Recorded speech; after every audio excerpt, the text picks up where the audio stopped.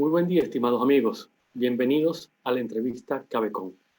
Mi nombre es Tito Bonadona y formo parte de la actual Junta Directiva de Cabecom. Para esta entrevista me acompaña el señor Oscar Castro, que también es miembro de la Junta Directiva de Cabecom, ocupando la posición de vicepresidente. Para la entrevista de hoy tenemos el agrado de contar con la participación del señor Luis Xavier Grisanti. El señor Grisanti es economista egresado de la Universidad George Washington con máster de gestión y máster en relaciones internacionales de la Solvay Business School, Universidad Libre de Bruselas, graduado en ambos casos con honores.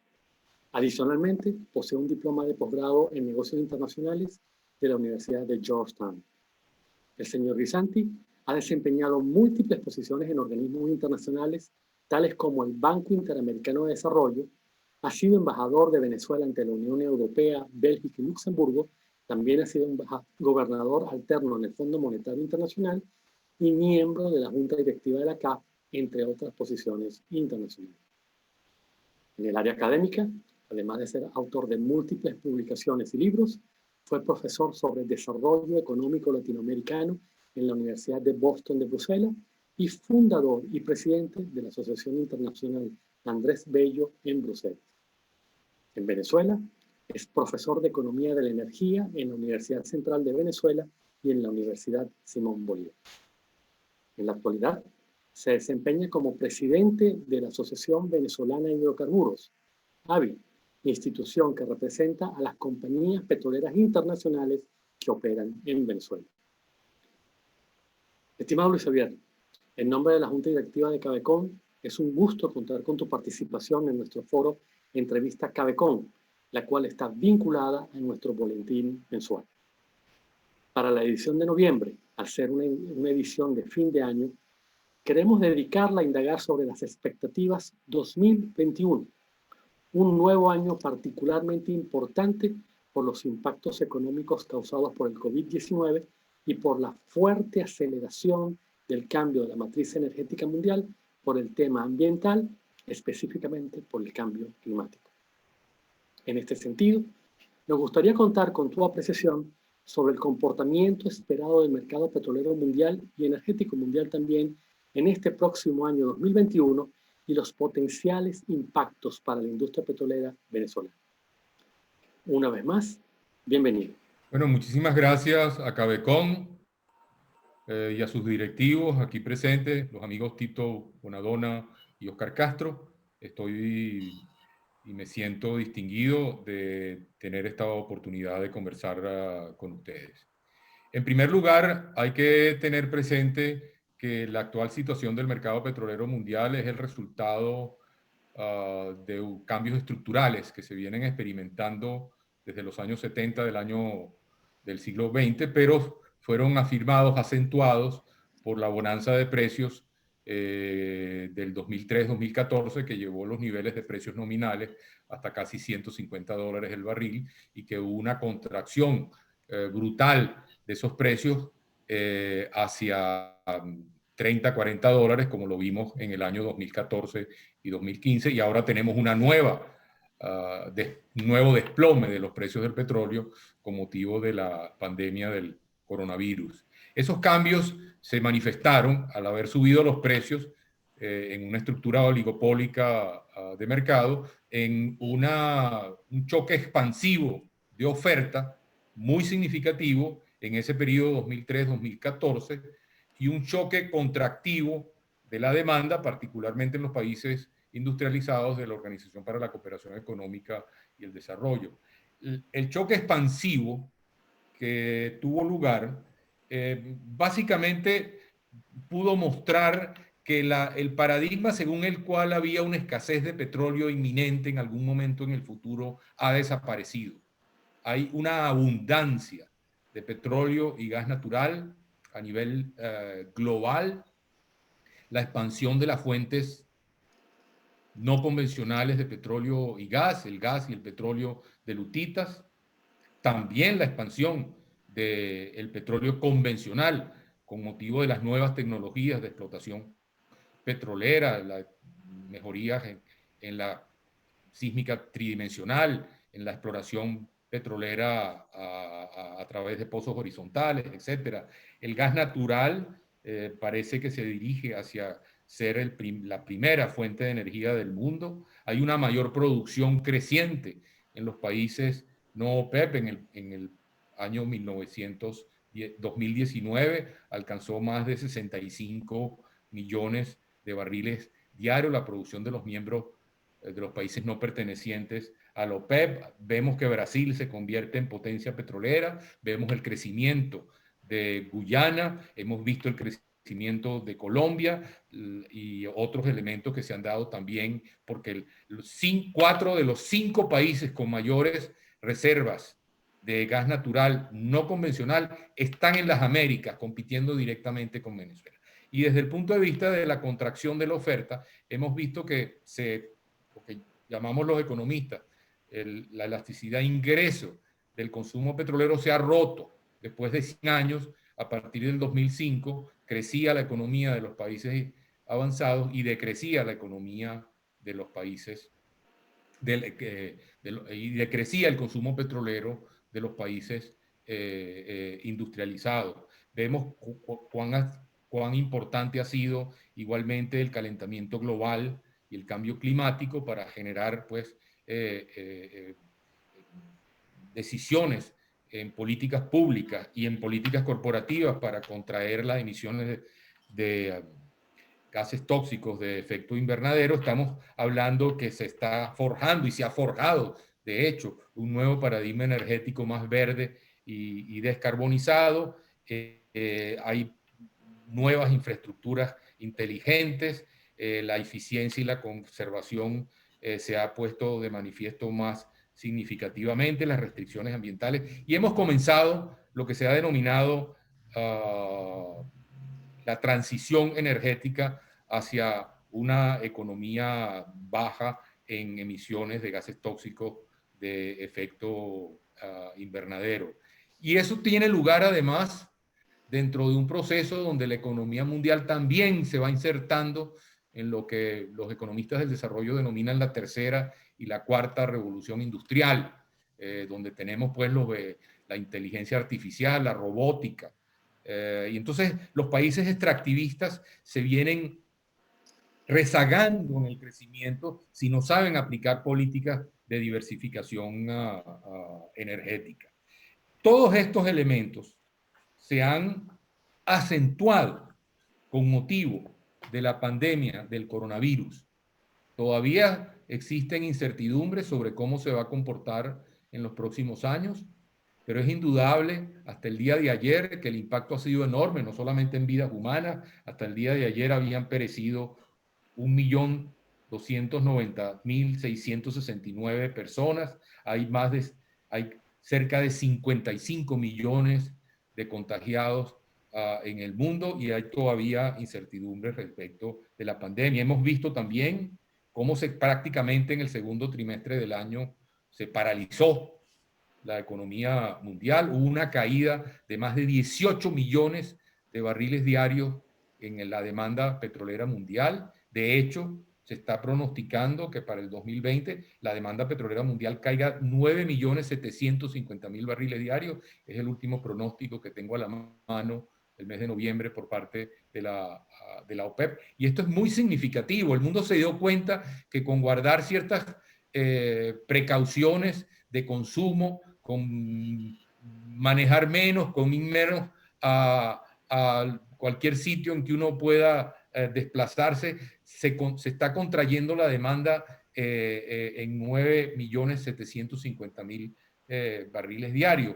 La caída de la producción que debió producirse en la OPEP ha sido muy significativa. Hay que tener presente que la OPEP está produciendo, produjo 29.340.000 barriles diarios en el año 2019 y la demanda para el segundo trimestre del año, la demanda anticipada al restar la oferta y la demanda internacional bajó a 16.690.000. No se produjo eso, se produjo más. Se produjo 25.590.000 barriles diarios, pero la caída de la demanda para crudo OPEP pasó pues de un nivel de 29,34 millones de barriles diarios a 16,69 millones de barriles diarios solamente en el segundo trimestre. Se espera, pues, en promedio que haya una baja, una diferencia entre oferta y demanda para el crudo del OPEP del orden de 7.200.000 barriles diarios. De manera que ya de entrada y entrando ya en el año 2021, estamos hablando de que partimos de una base de demanda y de oferta mucho más baja. Por supuesto, también ha caído la oferta no OPEP y se espera que la oferta no OPEP caiga 2.430.000 barriles diarios. Ahora bien, para el año 2021, de acuerdo con los últimos pronósticos del Fondo Monetario Internacional, el Banco Mundial, estamos viendo una mejoría de la economía mundial. Aquí tengo las cifras del pronóstico de noviembre por parte de la OPEP. Se espera que se reactive la economía mundial en un 4,4%, pero ojo, está bajando 5%, o sea, básicamente entraría al mismo nivel que estaba previo al 2019. Y en el escenario que ha propuesto la Agencia Internacional de Energía y recién salido hace un mes, sobre los efectos del coronavirus sobre el mercado energético mundial, estamos viendo inclusive en uno de los escenarios, que es el escenario de recuperación retardada, que no se alcanzaría una actividad económica sino hasta el 2023 e inclusive el 2025 para alcanzar el nivel de actividad económica existente en el 2019. Se espera que los Estados Unidos aumente su Producto Interno Bruto 3,4% en el 2021, la zona euro 3,7%, pero cayó y va a caer 7,2% en el 2020, Japón 2,8%, pero cayó 5,7%, China, bueno, China siempre sigue subiendo, va a tener un promedio de incremento del 2% y un incremento adicional de 6,9% en el 2021. India cayó 9,2% el Producto Interno Bruto, se espera que suba 6,8%. Brasil cayó 6% y se espera que aumente 2%. Evidentemente que estamos ante una situación sumamente difícil con múltiples incertidumbres para poder, como podemos ver de este balance de perspectivas de crecimiento económico para el 2021 y de perspectiva de la demanda petrolera mundial, lo que estamos viendo es básicamente que hacia el 2023 y el 2025 es que va a ser posible recuperar el nivel de actividad del 2020. Bueno, se espera, si queremos verlo de una manera un poco más optimista, la OPEP pronostica que haya un incremento en la demanda petrolera mundial después de una caída de 9,8 millones de barriles diarios, como ya indiqué, un incremento en la demanda petrolera mundial de 6,8 millones de barriles diarios. Entonces veríamos pues una mejoría en la demanda petrolera, lo cual no significa que se va a traducir enteramente en un incremento en la demanda para crudo del OPEP, por cuanto sigue subiendo en cerca de 1 millón de barriles diarios la producción no OPEP, y ese es el problema central que tiene el OPEP de cara al futuro. La OPEP está produciendo, si va a producir este año con una demanda promedio que va a estar por 7,2 millones de barriles diarios, demanda real para poder equilibrar la oferta y la demanda, sin que haya perspectiva de disminución de los precios. En el 2020, evidentemente, estamos ante una situación de continuas restricciones en los volúmenes de producción si la OPEP quiere mantener los precios actuales. Es decir, estamos hablando de un Brent a 42, 43 dólares y un West Texas Intermedia a 40 y 41 dólares. Y estamos hablando de una cesta venezolana del orden de 30, 32 dólares sin contar los descuentos que tenemos que dar. De manera pues que estamos en el 2021, comienza una recuperación, todo ello bajo un escenario, la Agencia Internacional de Energía lo llama escenario de políticas públicas manifestadas para el próximo año, que es que básicamente la pandemia se resuelve en el 2021 fundamentalmente, lo cual no es absolutamente cierto. Ahora bien, hemos visto para el 2020, como ya indicaba, una caída, se espera por la Agencia Internacional de Energía. Este último pronóstico tiene la particularidad que ya incorpora el efecto de la pandemia. Y entonces estamos teniendo una caída de la demanda del 5%, pero también un decrecimiento del 18% en las inversiones petroleras. De hecho, las inversiones en el sector petrolero total van a pasar de 483.000 millones de dólares, petróleo y gas, en el año 2019 a 347.000 millones de dólares en el año 2020. Eso es una caída muy significativa y recordemos que entonces en los años pico del boom petrolero, 2003-2014, la inversión petrolera, el CAPEX, alcanzó cerca de 800.000 y 900.000 millones de dólares antes de la caída brutal de los precios del petróleo en el año 2014 y 2015. Eso quiere decir para Venezuela que vamos a tener que batirnos por una torta de inversión mucho más pequeña, lo cual subraya la necesidad de que Venezuela tenga una política petrolera que atraiga efectivamente con seguridad jurídica, con una tributación adecuada, el nivel de inversiones que se está disputando el resto del mundo. Ese nivel es prácticamente un tercio del que fue durante los últimos años de la bonanza petrolera 2003-2014. Eso es un tremendo reto para Venezuela. Luis Javier, ahora que mencionas Venezuela y que inclusive has dicho que va a haber recuperación en el 2021, ¿cómo ves tú el caso de la industria petrolera venezolana, como sobre todo el tema que respecta al talento humano, al aporte de las empresas de consultoría, al aporte de las empresas de ingeniería y diseño venezolana para el rescate de la diáspora, la formación y el desarrollo del talento que vamos a necesitar para abordar los nuevos retos que nos va a traer la reactivación de la industria petrolera? Muchas gracias por la pregunta, porque yo creo que ese es el fundamento básico de cualquier reactivación de la industria del petróleo y el gas. Aunque hablo aquí más como profesor universitario, debo citar las 10 lineamientos que venimos proponiendo en la Asociación Venezolana de Hidrocarburos para la reactivación de la industria petrolera, que tiene que ver con descansar la recuperación sobre la base de las 24, de las 46 empresas mixtas y las 21 licencias de gas.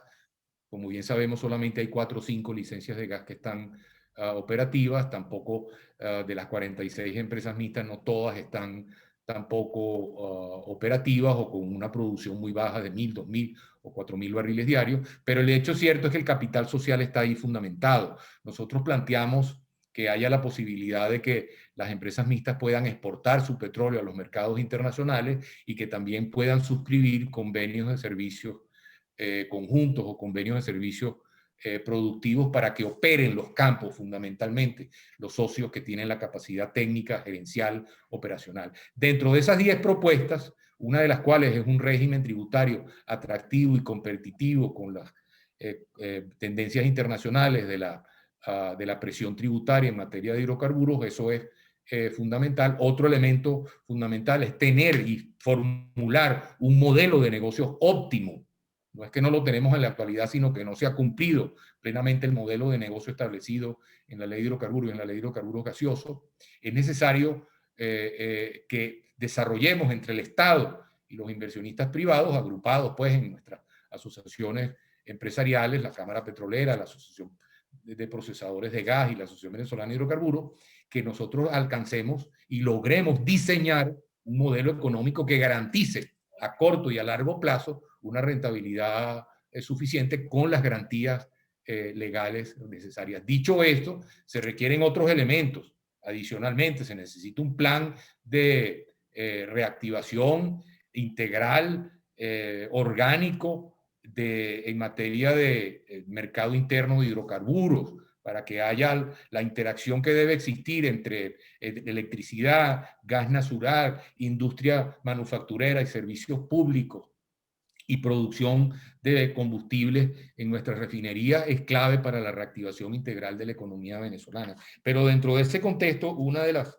aspectos fundamentales que nosotros presentamos dentro de estas 10 propuestas es precisamente la de tener un plan de absorción, un plan de formación de talento humano y de captación del talento humano que no puede sino partir de la remuneración adecuada para los profesionales y ejecutivos que Venezuela tiene y sigue teniendo actualmente en la industria de los hidrocarburos a nivel mundial. Y dentro de ello también planteamos, dentro de las 10 lineamientos,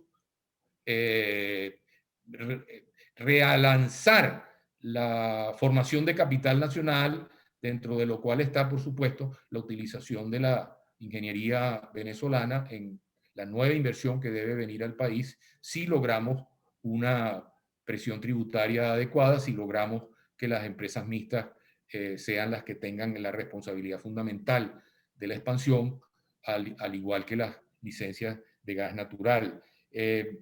Ocurre una cosa curiosa que debería ser atractivo, que es que evidentemente, bueno, hemos visto a nivel internacional que empresas petroleras han despedido su personal o han bajado sus paquetes de remuneración hasta en un 50%, 30%, 40%. Bueno, son las adaptaciones que tienen estos ciclos de expansión y contracción de la industria petrolera. Entonces, ahí deberá haber un talento humano internacional venezolano disponible de cara al futuro.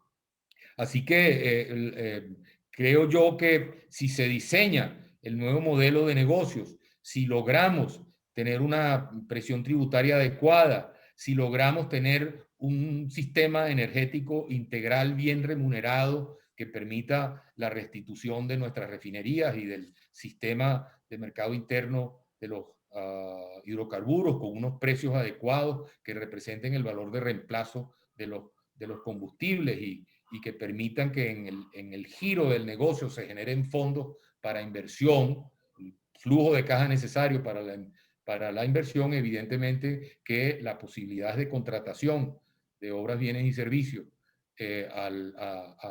al sector de servicios agrupado en la Cámara Petrolera de Venezuela serán más positivos. Por eso es que yo veo de cara al futuro con cauteloso optimismo las posibilidades que tengan organizaciones como Cabecon para que sus servicios de ingeniería sean debidamente contratados bajo criterios de competitividad. Pienso yo también que es fundamental tener presente que el aspecto de remuneración es básico. No podremos atraer talento humano adecuado sin unos sistemas de remuneración, incluyendo también los beneficios sociales propios de la industria petrolera internacional para el talento humano venezolano que existe y que es enorme. En el ámbito de nuestra actividad en la Asociación Venezolana de los Hidrocarburos, evidentemente que el apoyo que le hemos dado a lo largo de los años a través de los posgrados, donde este servidor es docente, también continúa vigente y con la aceleración que puede darse de cara al futuro, la formación de talento humano en nuestras universidades puede incrementarse. Nosotros trabajamos en el programa de gerencia internacional de recursos humanos del IESA. También colaboramos como docentes acabamos de reactivar la especialización en comercio y políticas de hidrocarburos en la Universidad Central de Venezuela, y también queremos reactivar el programa de formación de talentos en materia de posgrados en gerencia de gas natural en la Universidad Simón Bolívar. Entonces se abren, creo yo, oportunidades. No quiero ser ni crear expectativas falsas, por supuesto, porque es fundamental para nosotros, digamos, que ese modelo de negocio y ese modelo económico que necesita de apertura la nación venezolana se ponga de manifiesto y de cara al futuro haya un acercamiento para que el sector privado nacional e internacional sobre él descanse la reactivación de la economía venezolana y la reactivación de la industria de los hidrocarburos, que es posible porque va a haber todavía una ventana de oportunidad pese a la continua contracción del petróleo en la matriz energética, el incremento del gas natural en la matriz energética y el incremento de las energías renovables. Creo que va a haber un espacio también para la industria petrolera venezolana si sabemos utilizarlo debidamente con un modelo de negocio adecuado y dentro de un plan de regeneración y estabilización económica y productiva del país. Pero si existe ya la voluntad de múltiples sectores políticos, académicos, empresariales, de que el desarrollo económico sustentable del país es garantizable a través de la inversión privada, a través del sector privado, a través de la innovación y de las mejores prácticas que pueden traer las empresas petroleras nacionales e internacionales, tendremos un futuro promisorio para nuestra industria, incluyendo la actividad que realiza de manera continua y provechosa Cabecom. Excelente, Luis. Escuchando tu intervención, particularmente en la introducción, en donde hacías el comparativo de demanda, producción pre-COVID, pre-2020 versus las expectativas 2021 en términos de producción, demanda e inversiones, queda muy claro que efectivamente la ventana de inversiones de desarrollo se reduce por el tema del comportamiento de la nueva matriz energética, pero sin duda alguna queda una ventana de oportunidad y para aprovecharla es clave la capacidad competitiva de nuestra industria en términos globales. Quizás como cierre, una conclusión tuya sobre ese aspecto, es decir, un breve resumen de la variación en cuanto a la ventana de inversiones, más pequeña pero existe, y el tema clave, nuestra organización en lo interno en Venezuela, sector público, sector privado, para incrementar nuestra competitividad. Venezuela puede evidentemente hacer uso de esa ventana de oportunidad. Por supuesto, la Agencia Internacional de Energía ya está previendo en su escenario de recuperación retardada, que inclusive que la demanda petrolera esté en 4 millones de barriles diarios, inferior a la existente en el 2019, que es esta demanda donde llegó a casi 100 millones de barriles diarios, pero aún así, eso quiere decir que de cara al futuro hay una declinación estructural en el rendimiento de los yacimientos petroleros del mundo, del orden del 6-8%, ha mejorado por supuestamente el rendimiento y la recuperación de campos por razones tecnológicas, pero sí es verdad, tenemos que tener presente que el pico para BP, por ejemplo, el pico de la demanda petrolera ya se alcanzó, y eso lo que subraya es la necesidad de ser competitivo.